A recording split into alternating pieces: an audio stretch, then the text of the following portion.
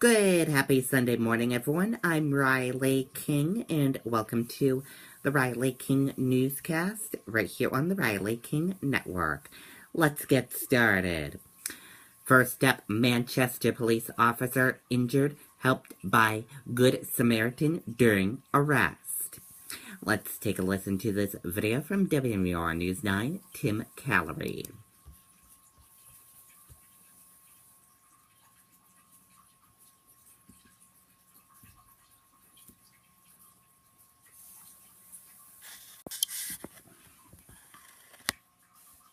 Surveillance cameras were rolling Saturday afternoon when a police cruiser approached the area of Barry Ave and Lake Ave in Manchester.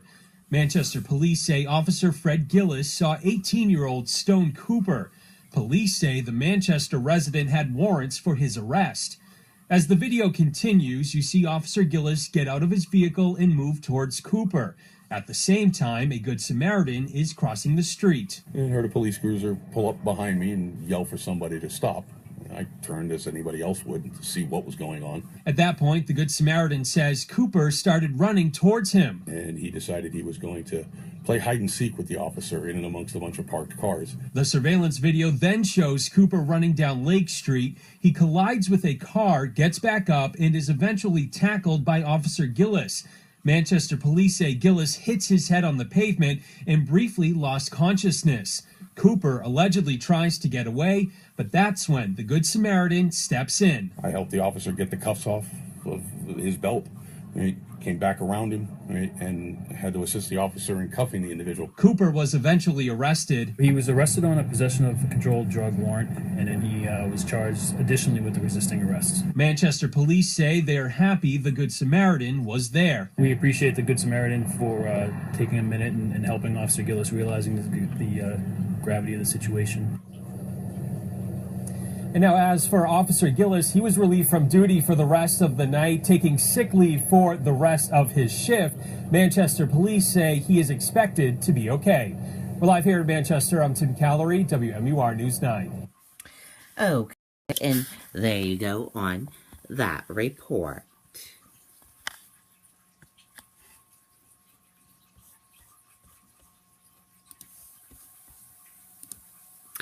Massive fire burning in Waltham, Massachusetts.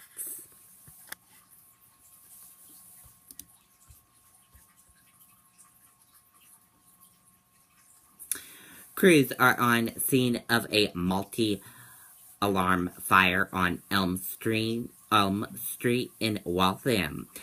The fire has spread to multiple structures. No reports of any injuries at this time. We'll continue to update the story as we learn more about this in Waltham, Massachusetts.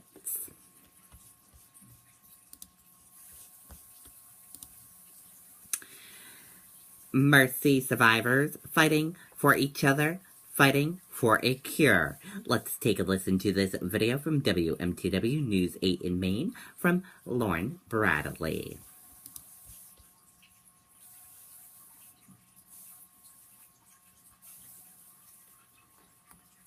Vehicle. It's more than the price that matters, it's the service that goes with it.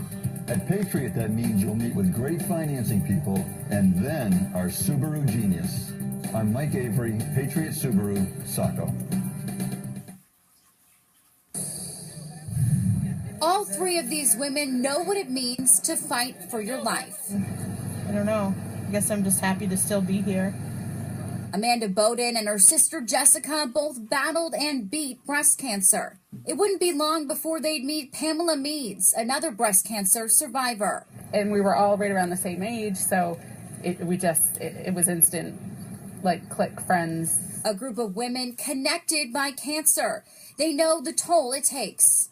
I was worried, actually, that because my kids were 1 and 3 at the time, so I was worried that, because I didn't know what stage it was, like, are they going to even remember me if I'm gone? A source of comfort and shared experiences only they laugh about. It's so awesome having younger people that you can relate to, you know, went through the same things, and Talk about being bald with. Yeah, that's the stuff that nobody else understands or wants to hear. Or But they say while they're in remission now, the fear of cancer creeping back in never really goes away. That fear is just always there. Like any little pain, you're like, oh my word, like that's got to be a tumor. So they're taking advantage of new opportunities by heading out here to Southern Maine Community College and competing on a relay team for the Try for a Cure. it's so amazing. You want to feel like that all the time. You just feel awesome and strong, and it's not competitive.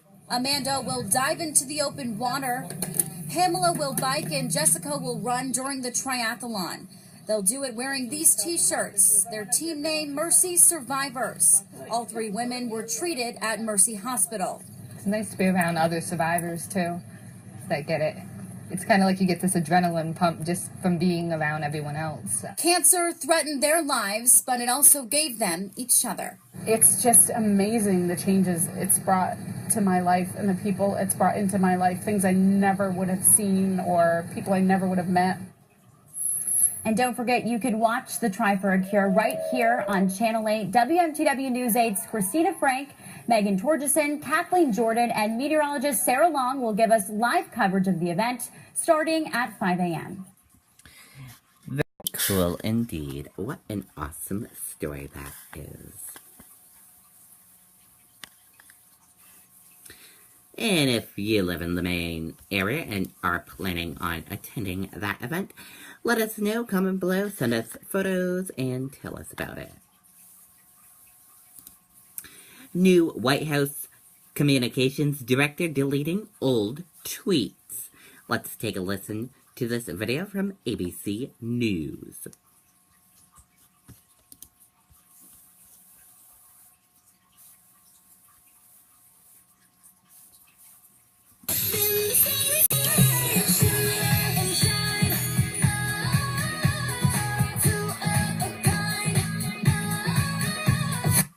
President Trump exploding over the multitude of issues clouding his administration.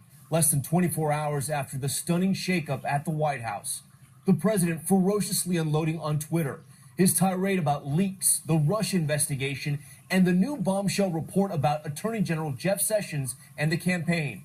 The new White House communications director digging in on his first full day, explaining why he's deleting his old tweets criticizing then candidate Trump. ABC's David Wright starts us off. Today, the president's flamboyant new communications director sought to kiss off any and all harsh words he's had in the past about his new boss, tweeting, "Full transparency, I'm deleting old tweets. Past views evolved and shouldn't be a distraction."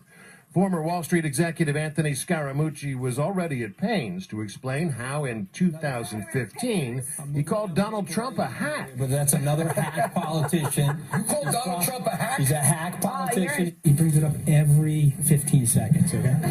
One of the biggest mistakes that I made, because I was an unexperienced person in the world of politics, I was supporting another candidate. Today, Scaramucci scrubbed his Twitter account of anything even vaguely anti-Trump, deleting even some very old messages, praising Hillary Clinton as incredibly competent, sneering at a Trump campaign spectacle, and questioning Newt Gingrich's judgment. Scaramucci isn't the only administration official to be haunted by his own words preserved in the digital record. Today, the Washington Post reports that U.S. intelligence agencies intercepted phone calls from the Russian ambassador that directly contradict Attorney General Jeff Sessions' claim that he never met with the Russians on behalf of the Trump campaign. I never had meetings with Russian operatives or Russian intermediaries about the Trump campaign.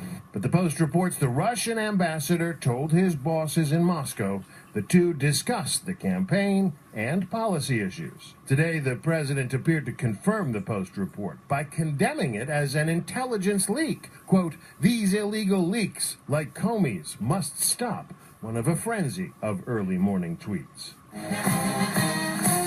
Today, the president commissioned the USS Gerald Ford, the most advanced aircraft carrier ever built. A classic presidential photo op projecting strength as commander-in-chief.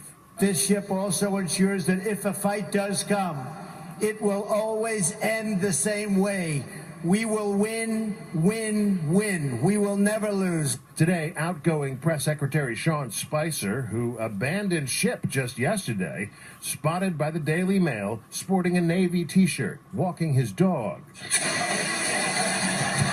Last night, Spicer told Sean Hannity he didn't appreciate being the butt of so many jokes on Saturday Night Live. I think there are a couple parts of it that were funny, but there's a lot of it that was over the line. And it wasn't funny. It was stupid or silly or malicious. But there are times when it goes from funny to mean. And David Wright joins us live from the White House now. David, today at the other end of Pennsylvania Avenue, Congress struck a deal on Russian sanctions that could really tie the president's hands. That's right, Tom. House and Senate negotiators have agreed that any effort to ease sanctions on Russia would have to be approved by them. This is something that the White House has lobbied hard against, but the Senate appears to have a veto-proof majority. The vote set for Tuesday.